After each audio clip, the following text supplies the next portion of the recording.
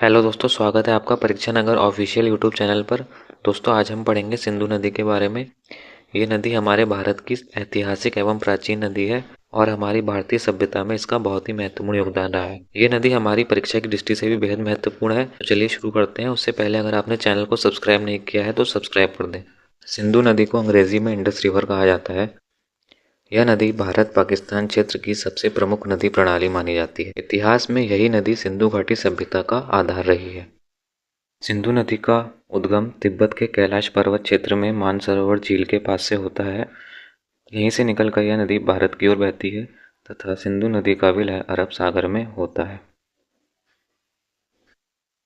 सिंधु नदी सबसे पहले भारत के लद्दाख क्षेत्र में प्रवेश करती है।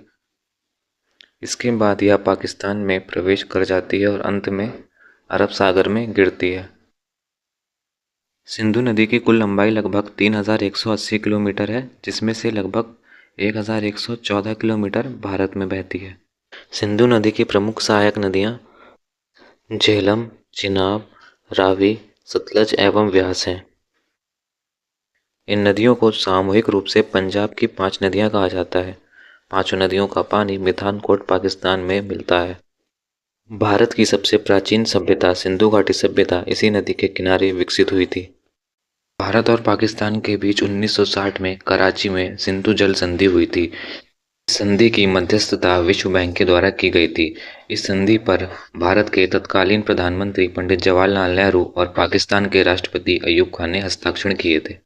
संधि के अनुसार सतलज, व्यास और रावी नदी पर भारत को नियंत्रण दिया गया तथा सिंधु, झेलम और चिनाब नदी पर पाकिस्तान को नियंत्रण दिया गया। ये संधि विश्व की सबसे सफल जल संधियों में से एक मानी जाती है। दोस्तों, ये था हमारा आज का वीडियो। अगर आपको वीडियो पसंद आया हो तो लाइक, शेयर एंड सब्सक्राइब ज़रूर करें। Thank you.